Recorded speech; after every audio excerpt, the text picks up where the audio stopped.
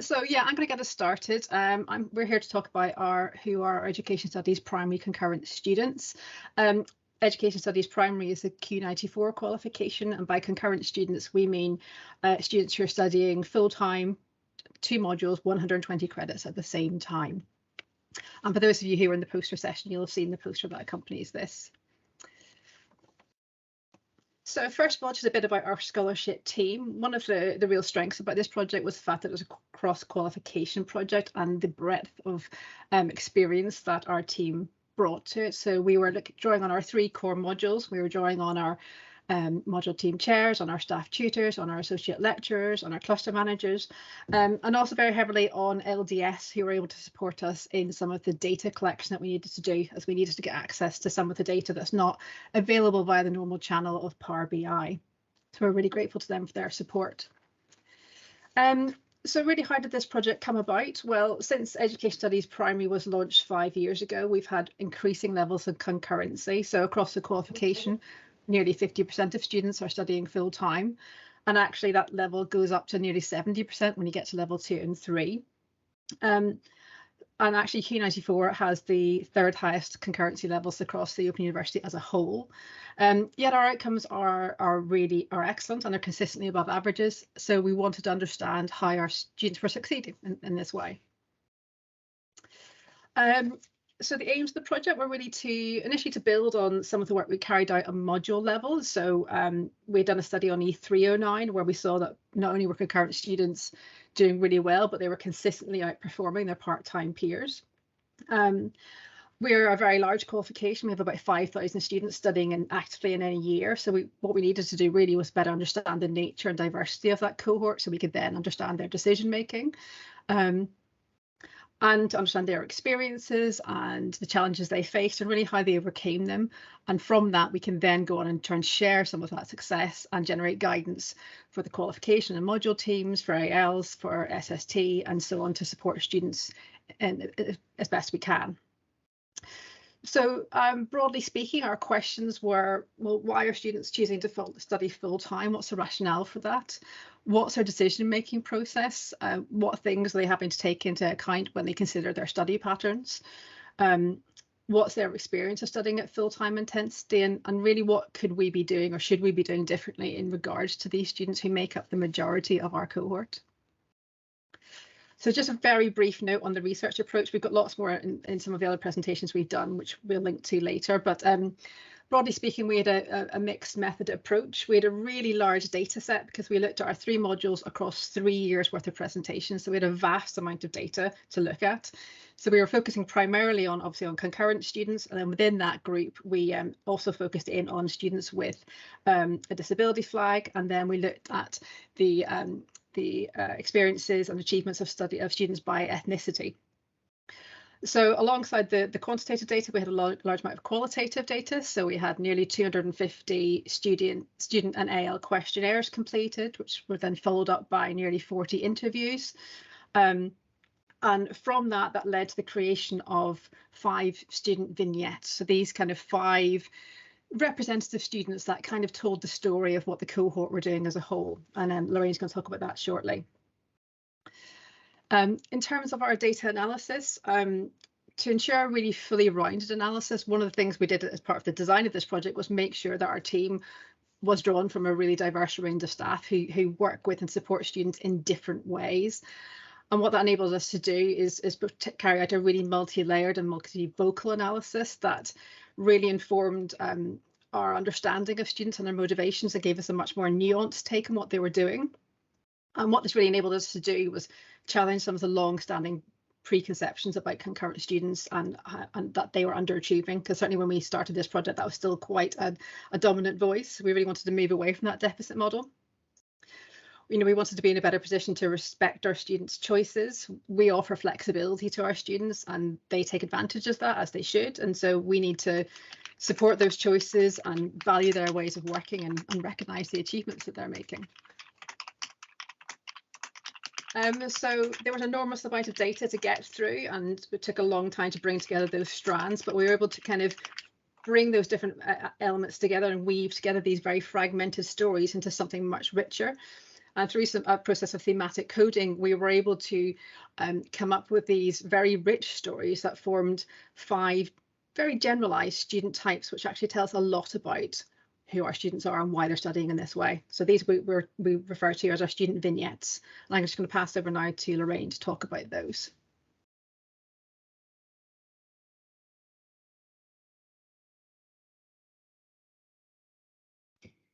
Thank you, Fiona. Okay, so as Fiona said, in the next few slides, we will share the key characteristics of each of the 5 student types identified through collating the voices of the students with the key themes we identified in the project.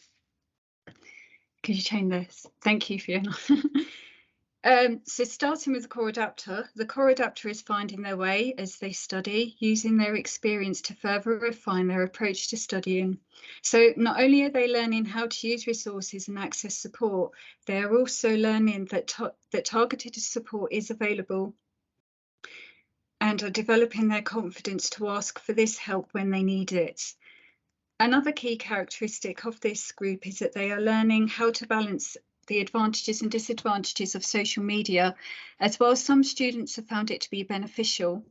Others have found it to have had a negative effect on their mental health and well-being when it becomes overwhelming, or they're getting contradictory messages from different students, or if the messages contradict what their tutors are saying as well.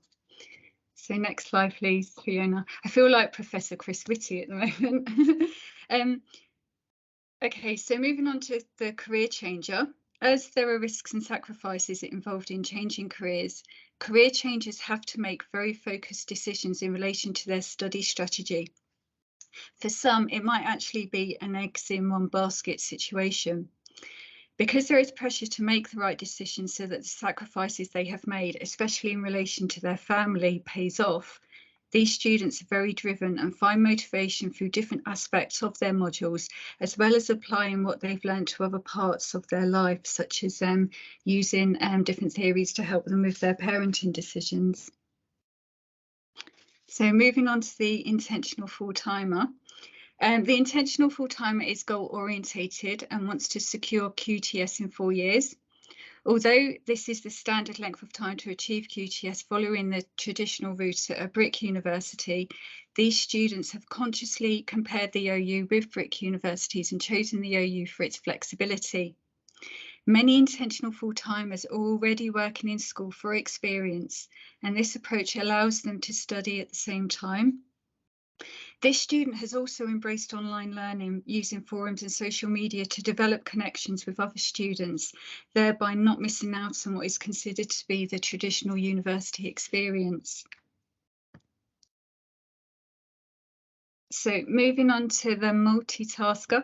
The multitasker weaves different aspects of their life, such as work, study, family, and social life together to get the most out of each.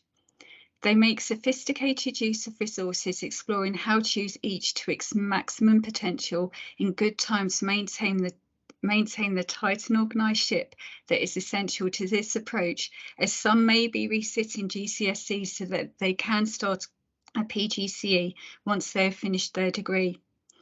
There is enjoyment in the challenge of being busy and having multiple deadlines. This student also enjoys online collaborative work, as accountability to others helps them to develop focus. And finally, the sophisticated learner. So this student thrives on independent learning, exploration and experimentation. They are confident, curious, and apply initiative and are highly capable. So while most students in the project said that they find differing perspectives from students challenging, this type of student uses the opportunity to develop their understanding and is also able to apply tutor feedback across modules to allow for continued development in their study and in practice. So as you can see through a lot of the bullet points on the screen, in many ways they might be considered to be what we would think is a dream student. So moving on to Laurie now. Hi, thank you. I'm Lorraine Gallastegi, and I'm going to talk now about what students and ELs have said and what we've done to address some of the other points that have been raised throughout the project.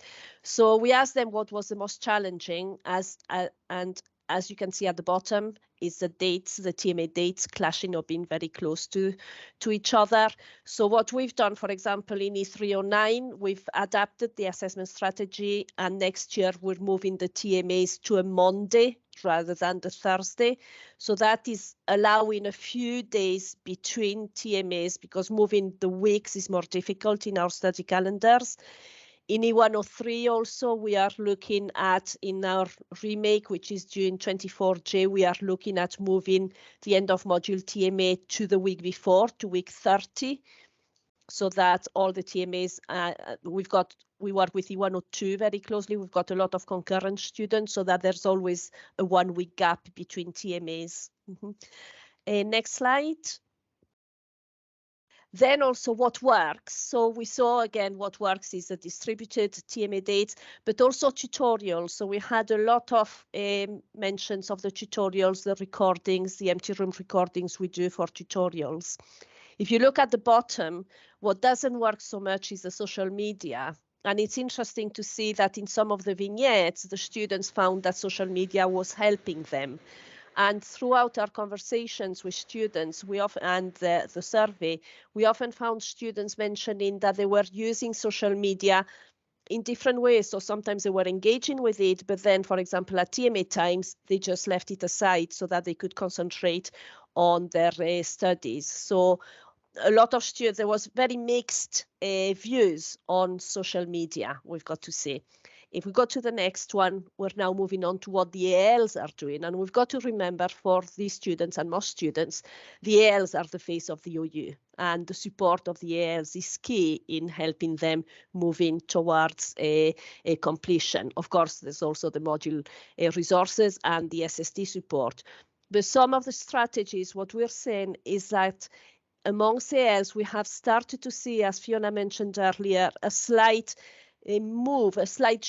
shift in the perception of what concurrent students are. And rather than looking at it negatively, is being aware of the challenges. And as Aniel mentioned, it's kind of feeling a reciprocal compassion and recognition of the challenges of concurrent study or concurrent marking or working on modules also for ALs. So that's something we've looked at, we found. We move to the next one. So again, here are some suggestions from students. A lot of these are suggestions that we can address at module or qualification level, but a lot of them are also needing some system tweaking, if we would want to see. So for example, changing systems to ensure more sophisticated solution to some of the challenges that our concurrent students find. And I think this systems aspect has been also mentioned earlier. And moving on to the final slide, where are we going next? So we'll continue to do some dissemination, both with the ECLs and the SST. We're also going to look at disseminating wider. And for example, in November, we've already got a date to disseminating the Friday Share scholarship sessions for all staff tutors.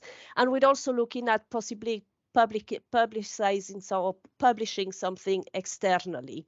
And I think some of the points that Catherine Boville made this morning, I was quite interested in some of the blogs and things like that. So it might be something that we go back to. And also we want to do further research. So we are in conversations with a Praxis about further research. But what we want to understand now is, why are students stopping doing concurrent study? And it could be why they're stopping doing concurrent study within a presentation, or why are they changing their study intensity throughout their qualification. And for that, we want to involve SST colleagues, which we didn't involve in the previous project, and also again linked to Catherine's work and some other scholarship projects that I know are on, involving students also. So that's our plans.